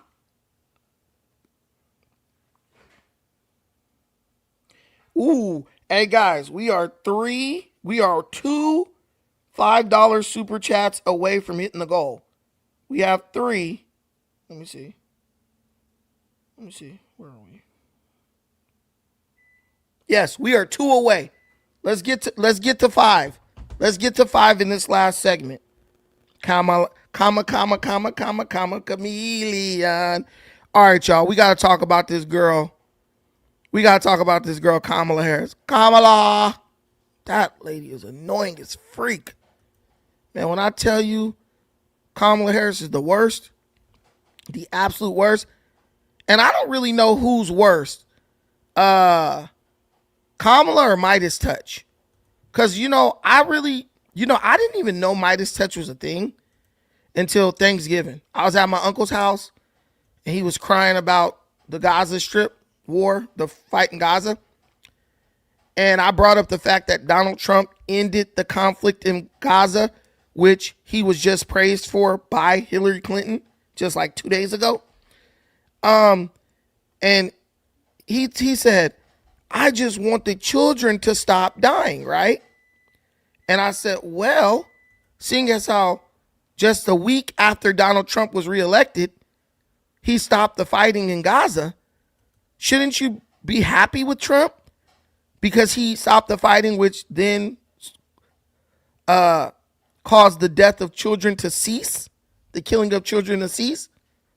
Nah, but it's just too little too late. No. You didn't say you wanted it done in a certain time period. You said you wanted it done. And he did it. And then I said to him, I said, look, but if you got a problem with it being too little too late, right? Well, shouldn't your issue be with Joe Biden, who sat idly by in the White House while Israel was blowing the shit out of while Israel was bombing the shit out of Gaza? See, that's these people's mind. You have a problem with Trump for ending the conflict, right? But then you have a problem. You don't have a problem with Biden, who sat by for a year and just allowed it to happen. See, that's how, like I keep telling you guys, these people are 100% deceptive. They're manipulators. They're dishonest. They hate peace. They hate progress, and they hate prosperity. The 3 Ps, they hate it because they thrive on chaos, violence, division, immorality. They thrive on this. I'm trying to look for this damn video. Oh, here it goes. They thrive on this stuff. Yeah. That's not why we're here. Yeah, sure. These people, they thrive on this. So that's why when it comes to Trump or anybody, any normal person, when you deal with these people, you're damned if you do and you're damned if you don't. There's no win with these people. You can't win. That's why we got to just stop taking them serious and, just move forward. And that's what I appreciate Trump for doing. Trump is just like, damn these people to hell. We moving forward. Thank you, Darlene, for the $5 holler. Funding the Kamala topic. Thank you so much. Guys, don't let Darlene do all the heavy lifting. We got one more to reach our goal, and all of our days will be blessed. Let's get into this. So my uncle was whining like a teenage girl. And I said, where do you get your news? And he said, well, I watch Midas Touch. And I don't know if you guys know this. I had an opportunity to actually debate Destiny, someone who is good friends with Midas Touch and Adam Mockler and all these people. And I personally think I cooked him because I just came with common sense. And I know that Midas Touch, they are a propaganda channel. It's all about Democrats are the best, greatest thing ever, and Trump is the worst thing ever. It will always be like that. They will never give Trump credit. So I told him, I said, yeah, you're being indoctrinated. At least be like a normal person. Go get your news from different sources. I get my news from Ground News, the 1440. I watch Fox News. I watch News Nation. I watch MSNBC, CNN, because I just want to get all the perspectives on it, right? Because sometimes CNN and MSNBC might surprise me and actually give some honest reporting on something, right? But you never know unless you watch it. But let's check this out, because now the liberal channel, Midas Touch, is doing something that the Democrat Party can't do, and their candidates can't do. The Democrat Party cannot tell you why you should vote Democrat. They can explain to you the policy ideas and strategy they have that is superior to the Republicans. The Democrat Party itself can't tell you. But for some reason, biased pundits, far left-leaning propaganda channels can. The candidate can't tell you why you should vote for them, but Midas Touch can tell you why you should vote for them. Wow, she's back. Former Vice President Kamala Harris just gave an incredible speech at the 10th Austrian World Summit. She's actually speaking with Arnold Schwarzenegger. She got a standing ovation. I want to show you what went down. Former Vice President Kamala Harris talked about the Trump regime being the most callous and corrupt regime in American history. Let's watch what. So the Trump regime is the most callous, corrupt regime in American history, as she literally sits with Austrians. You know who was Austrian, right? You know who was Austrian, right? As much as they calling people Nazis and everything else, they go sit with the Austrians to say Trump regime was the most callous.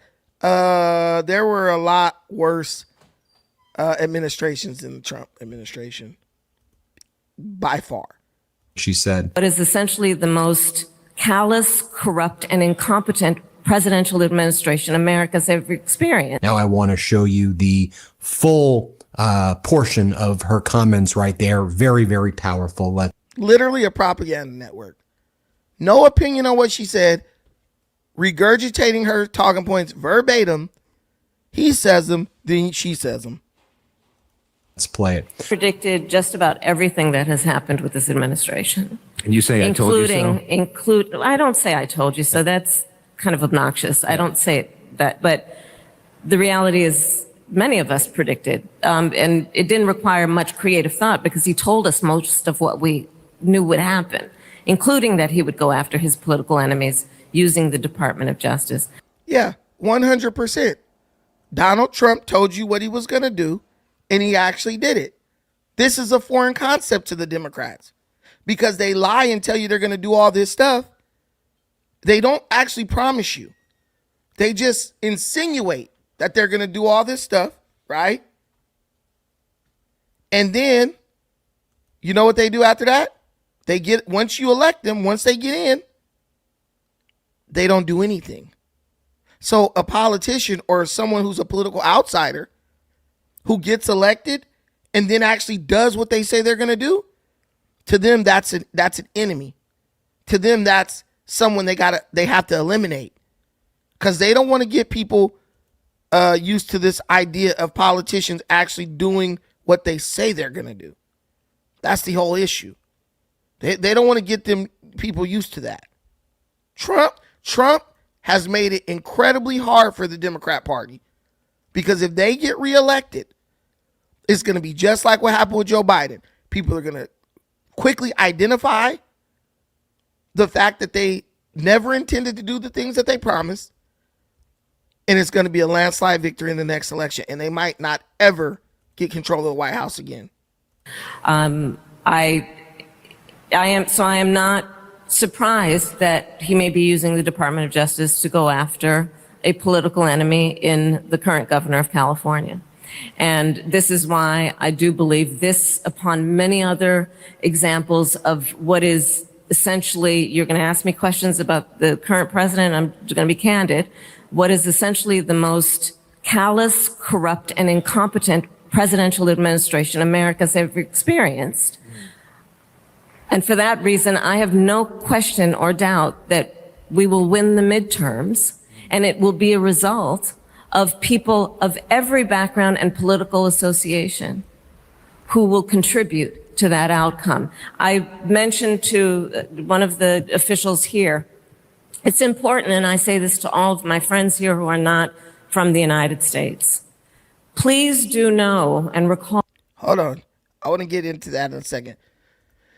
But I want to point out how she pointed out how she said that Donald Trump is going after Gavin Newsom, who is his political enemy, right? Here's the reality. Donald Trump is going after corruption in the state of California. I live in California. I know the corruption is rampant. Why all of a sudden now? Why is Gavin Newsom suddenly Trump's political enemy? When even during COVID, Gavin Newsom praised Trump for all he did to help California. I also want to just thank, yesterday announced that the president was extending support for new swabs to get more specimens, increase our testing capacity. We got word today that 100,000 swabs that he committed this week, 90,000 are arriving, and we'll start to distribute them in the next day or so. That's very encouraging. I know it's not the 100,000, but they told me they'll make up for that 10,000 next week when the 250,000 arrives. So conversation, commitment, promise made, promise kept. 90,000 on the way, be distributed tomorrow. Okay, so that's Gavin Newsom talking about Donald Trump. Promise made, promise kept. Promise made, promise kept.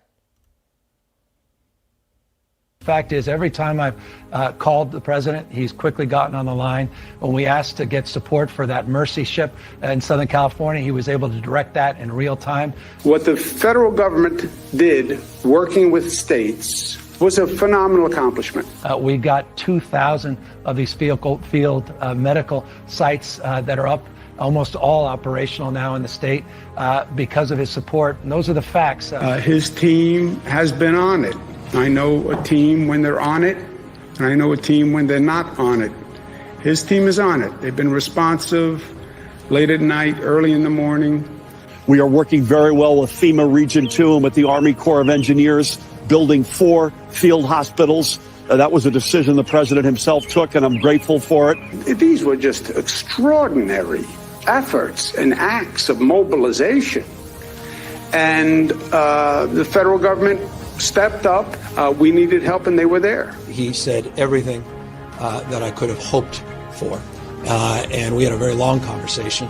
And every single thing he said, they followed through on. We've got to have double the number of ventilators that we requested for that area of the state. And in fact, we got them in, frankly, short order. Have we lost anyone because we didn't have a bed, or we didn't have a ventilator, or we didn't have healthcare staff?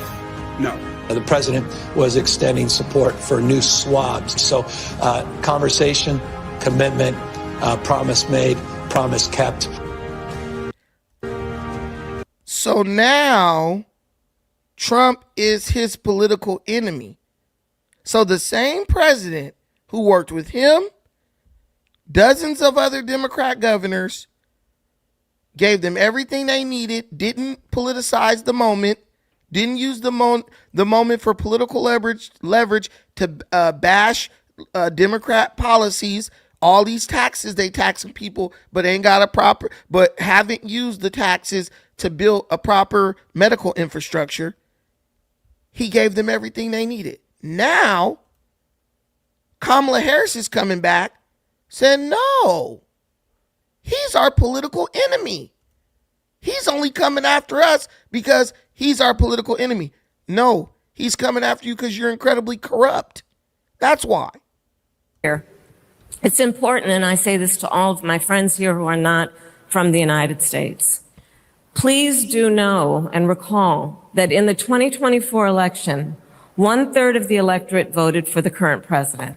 1/3 voted for us, 1/3 did not vote, which means 2/3 of the American electorate did not vote for this.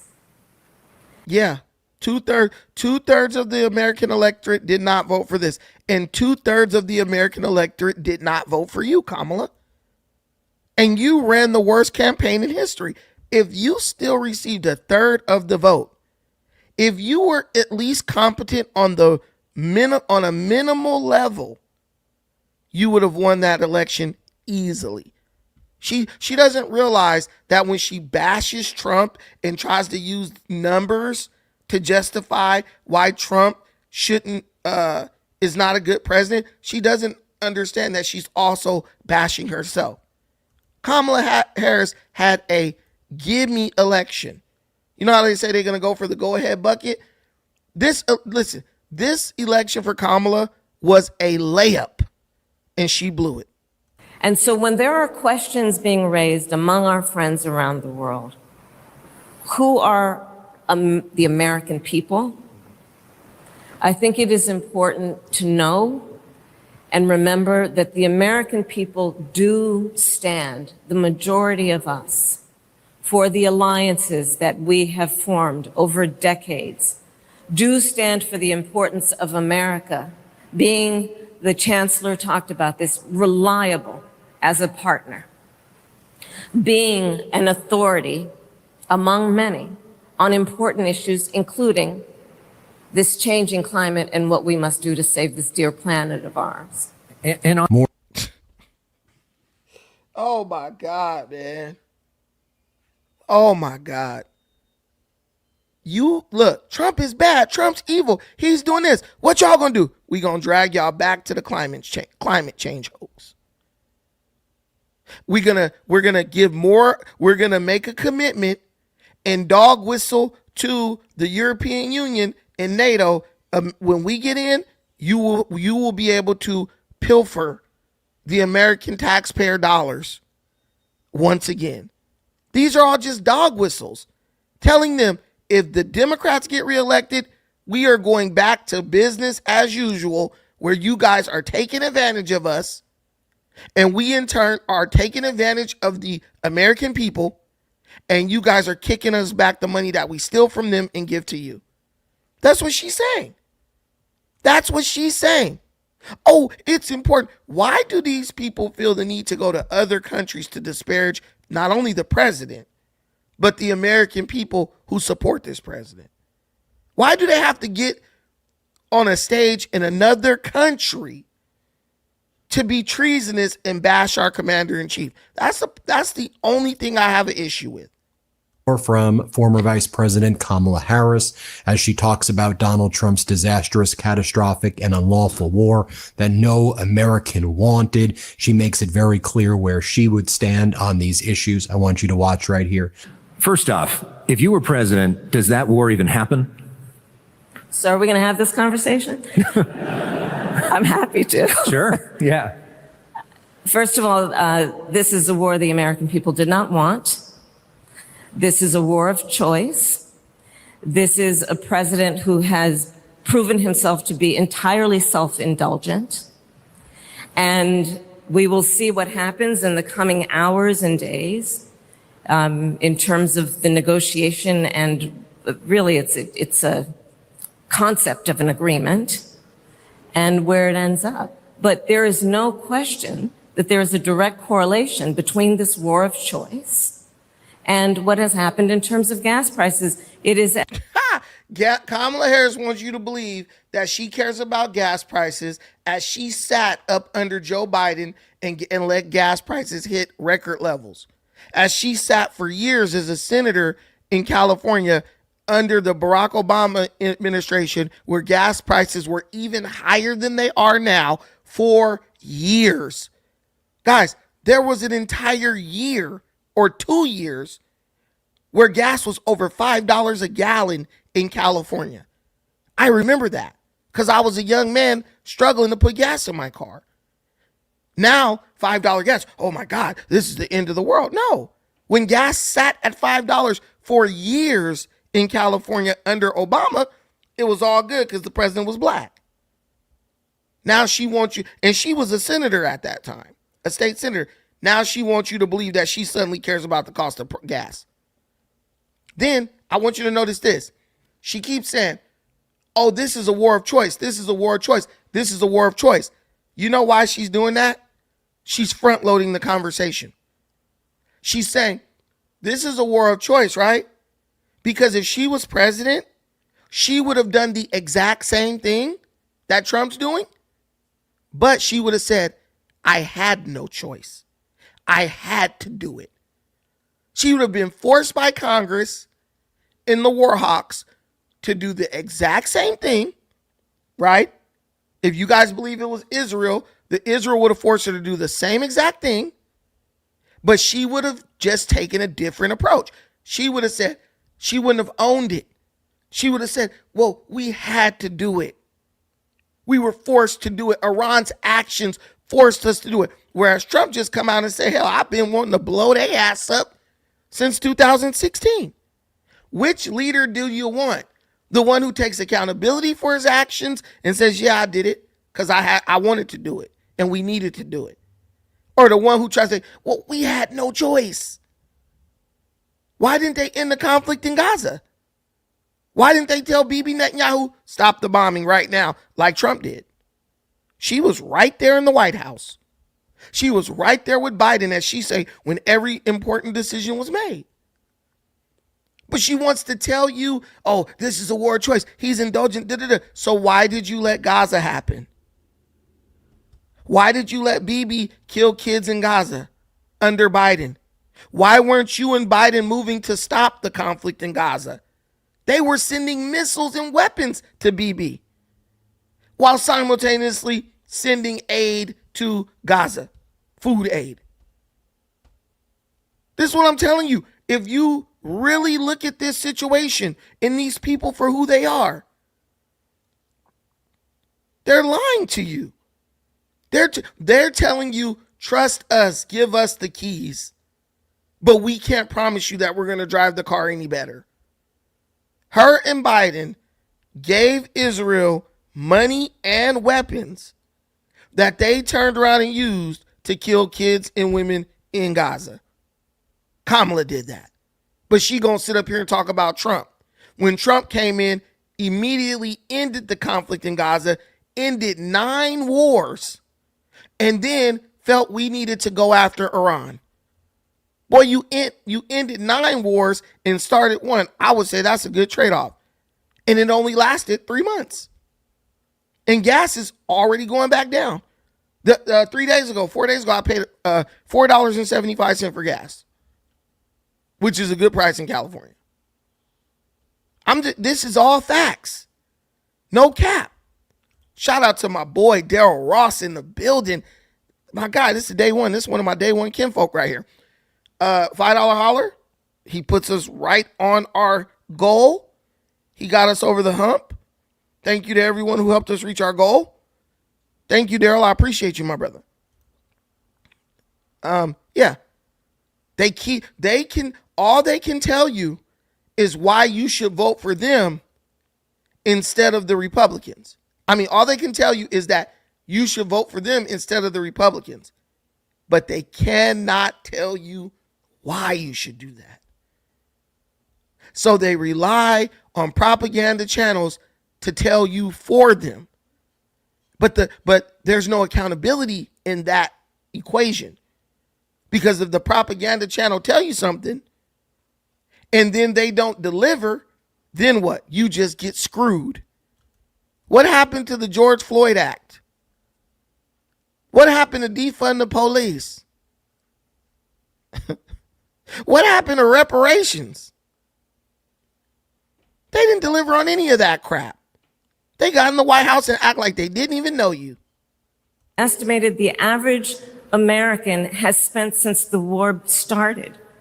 Look at this. $500 more because of this war. And I will add to that number, to put it in context, the average American is $400 away from bankruptcy for any unexpected expense.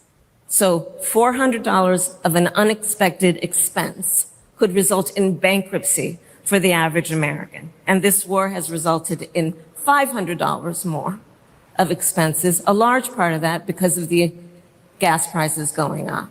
But to be clear, if you were president, you never start this war. Absolutely not. Absolutely not.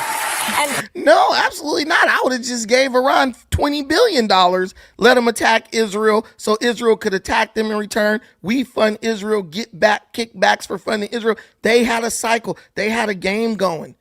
They had a hustle going. And they're mad at Trump because he's putting it into the hustle. They had a hustle going. Bibi and all them. Bibi been friends with Biden and them for decades. They know what to do.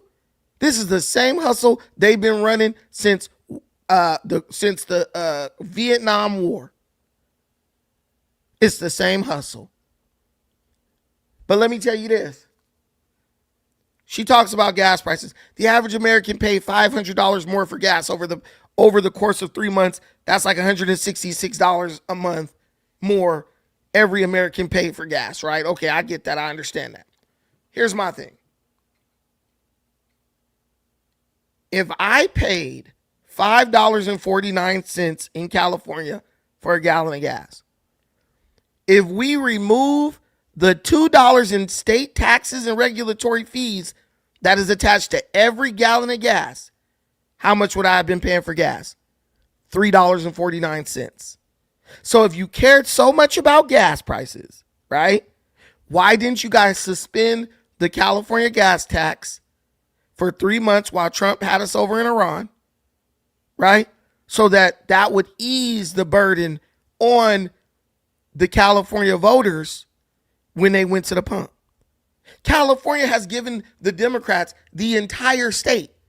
The Democrats 100% control California. Why didn't the Democrat politicians say,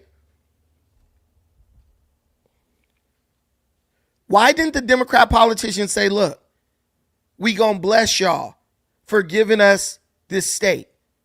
Trump is messing us up. He's making gas prices go up.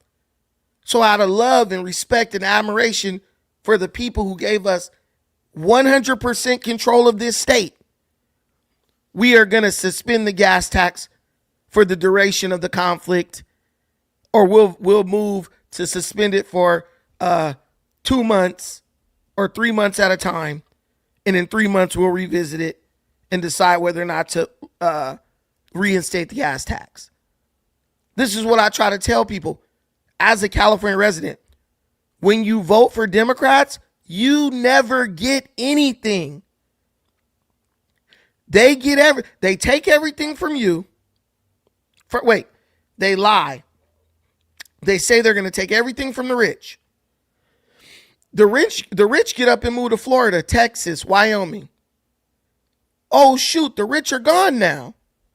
Then they start looking at you because now somebody has to pay for all the shit that you've allowed them to pass into law in the hopes or thinking that they were going to take it from someone else and trickle it down to you. It's happening in New York. It's happening in Chicago. It's been happening in California. It's happening even more. California has lost over 2,000 businesses over the duration of Biden's presidency. 2,000 businesses have fled the Democrats in California. Now, guess what? They got no one else to tax. They have no one else to hit, right? So you know who they're coming after now? They coming after the regular old sucker who keeps voting them into office, who keeps voting for horrible taxation policies, thinking, well, they ain't going to take it from me. They're going to take it from somebody else. Now they taking it for you. Let me show you this.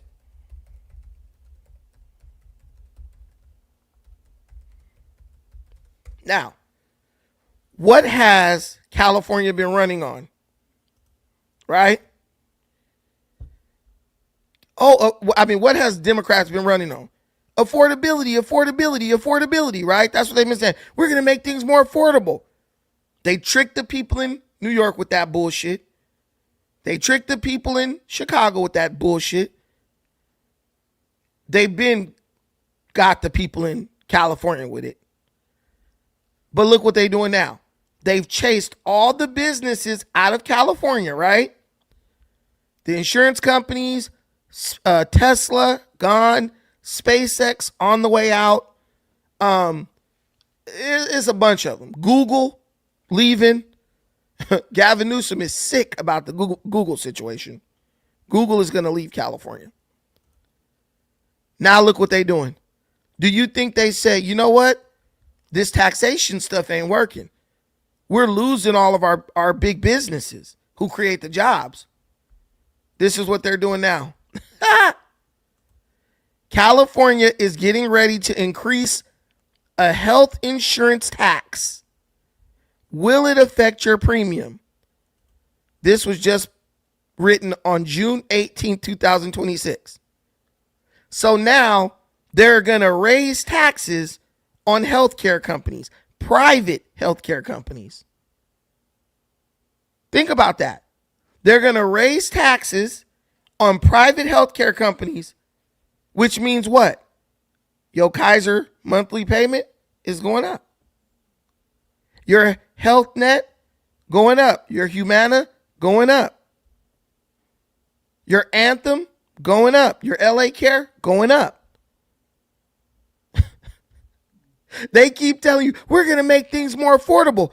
How is it more affordable when you're going to make my healthcare costs go up?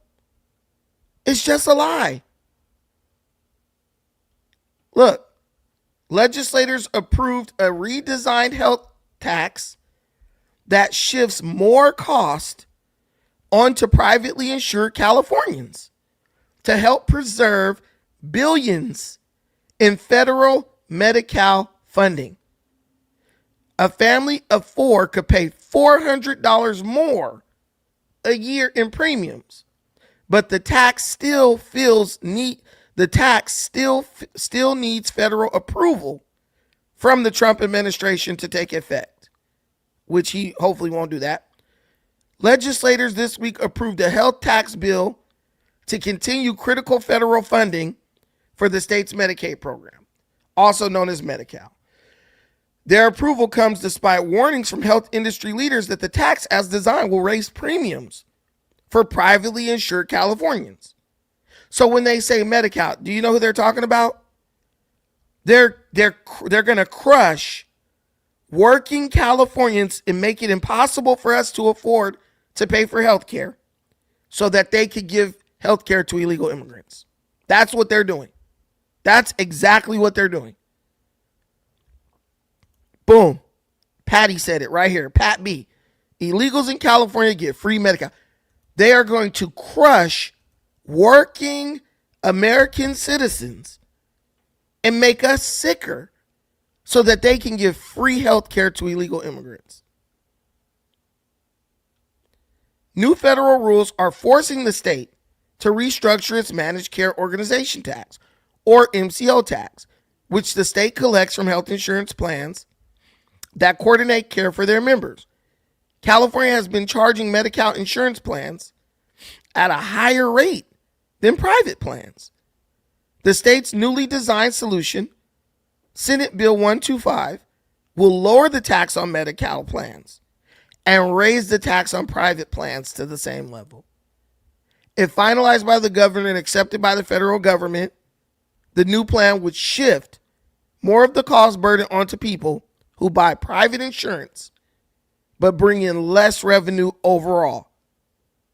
So think. The cost burden would shift to people who buy private insurance, but make less money. What happened to tax the rich? The rich are leaving. Screw you. I can go to the doctor and pay out of pocket in Kentucky. So now the cost is falling on the middle class and the lower middle class and the working poor. It's always like that with the Democrats. We're going to make it more affordable. And all of a sudden your taxes is going up. Telling y'all, it's a mess. And this is what Kamala Harris wants to bring you back to. Yeah, because Trump's bad. Dude, listen. Listen, lady. Forget you. Forget you. Trump can be as bad as he want to be. We are not going to bring you back into the White House so you could implement the horrible Californian policies on a national level. Kamala Harris's political career is over. If you're not going to vote for Gavin Newsom, why would you then turn around and vote for her? Who is like Newsom light. Stupid. She's done. That's why she has to go. That's why she has to go all the way to Austria to find somebody who will put her on stage. And even there, she made herself look like a fool. No, I wouldn't have started the warring around. Yeah, because you wouldn't have been in the White House. Nobody gonna put you in charge of nothing. 100% Latrice, they making it more affordable for illegals. Because that's their voter. Those are the people that are going to pass laws to give them the power to vote. Cali passed the Nick Shirley Act so we can't even investigate their fraud. 100%, Cam. If they're not doing fraud, why are they passing legislation to stop you from investigating fraud? That's the only question. If they're not doing fraud, why are they passing legislation to stop you from investigating fraud? I don't need to stop something that investigates something that I'm not doing. The worst. But guys, I got to get out of here. Thank you so much for watching this. I appreciate y'all coming in, stepping up, contributing to the channel, hitting the like button, helping this channel continue to grow. We are in a growth phase right now on this channel. Be a part of the come up, man. This will always be a place for you. If you are a lover of truth and transparency, if you're someone who gets off on honesty like I do, it's like this is the place for you. I'm not going to lie to you. I'm going to tell you the truth, whether you want to hear it or not. But thank you so much for watching this. Till the next time, take care of yourselves. But most importantly, please take care of each other. Peace.